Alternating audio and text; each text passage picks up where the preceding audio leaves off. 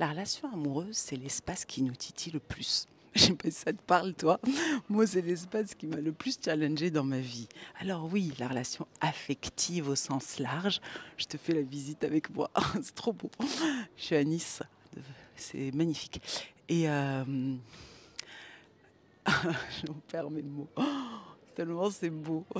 Et ce que je voulais te dire, c'est que l'affectif, oui, ça peut être amical, ça peut être avec notre famille, ça peut être avec nos amis.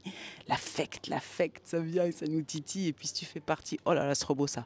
Regarde, ça fait partie de mon équipe des dépendants affectifs.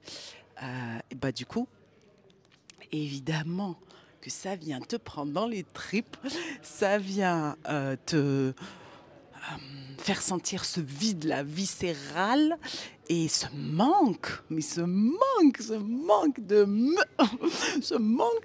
qui souvent, pas parfois, bah c'est lui qui va te faire mettre un patch, une anesthésie et du coup ne pas mettre tes limites, ne pas accepter l'inacceptable, ne pas te respecter. C'est lui qui va faire tout ça.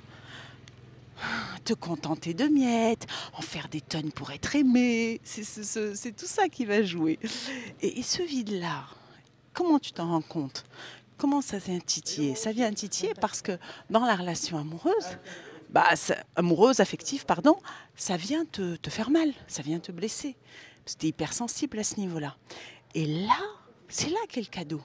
Parce que sans l'autre, comment tu t'en rendrais compte? Comment tu t'en rendrais compte que tu l'as?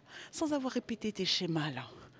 De identiques, où tu rejoues les mêmes choses, dans des relations toxiques, affectivement. Comment tu peux savoir que tu l'as? Tu peux pas. C'est pas possible. Donc c'est un cadeau en réalité. Après, si tu refais, à un moment tu comprends pas et qu'en fin de compte tu fais quoi là? Tu vis ta vie par procuration. Tu vis ta vie par procuration à travers l'autre. Et là, c'est ton choix. Alors je t'entends me dire, non, j'ai pas le choix. Mais si, tu as le choix. Personne ne te force à rester, personne ne te force à accepter. Tu le fais parce que tu as peur. Tu le fais parce que tu as peur de perdre. Waouh. Et donc là, c'est les mauvaises raisons. Si tu fais ça. Excusez-moi, désolée. Et donc, intéressant. Et donc, ce que j'avais envie de dire, c'est... Je regarde ce qui se passe dans ma tête au moment où cette personne vient. C'est intéressant. En tout cas, j'aurais pu arrêter la vidéo et voir si j'avais ce dont il avait besoin, si j'avais envie de le faire, et lui, il fallait le faire. Et là, je me suis dit, mais là, tu es en train de faire ça. C'est pas le moment. Et du coup, tu continues ce que tu as à faire. Alors oui, tu l'as pas renseigné, aidé ou autre. Mais c'est OK. Ça fait un peu partie de ça. Et ça, c'est un choix. Tu vois, c'est un choix. Et en plus, il y a le regard, là, il y a le regard de l'autre. Et alors, quand tu commences à t'en foutre du regard de l'autre, là, ça change ta vie. Mais ça m'a quand même traversé l'esprit. Donc, ça demande des choix. Personne ne me force. Lui, il ne m'a pas forcé. Tu vois? Et c'était juste pas le moment. Et donc, ça veut dire quoi? Ça veut dire que c'est grâce à tout ça, à toutes ces histoires, que tu rejoues, que tu peux en prendre conscience. Sinon, tu ne pourrais pas. Donc, j'ai envie déjà de t'inviter à te pardonner de vivre ça. Parce que c'est fait pour ça. Ça a du sens. Et quand tu comprends que ça a du sens, bah, ça change tout. Après là, la balle est dans ton camp, c'est quand le déclic? C'est quand le déclic pour te dire je vais apprendre à faire autrement? À quel moment tu te dis ça? Parce que ça t'appartient. Cette détermination.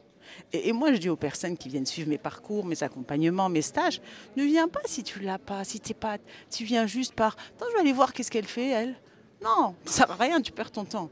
Viens que si tu es déterminé à apprendre à te choisir. C'est un chemin, ça se fait pas comme ça. Quand on me dit, ah, comment on fait, Amel? Je crois que c'est de la magie. Mais ça commence par le décider. Et une fois que tu l'as décidé, là, et de choisir avec qui tu as envie de faire ce parcours, ou plusieurs personnes ou autres, peu importe. Mais là, ça commence à changer ta vie. Là, c'est extraordinaire. Et donc là, ce que j'avais envie de te dire, c'est que tout ce que tu es en train de vivre dans tes relations affectives qui est difficile, c'est justement là pour t'aider à changer ça. Pour t'aider non seulement à changer ça, c'est plus que ça, tiens, je voulais te faire profiter de cette vue. C'est pour t'aider à enfin, écoute bien, ferme les yeux si tu veux, mets les mains sur ton cœur, à enfin être toi.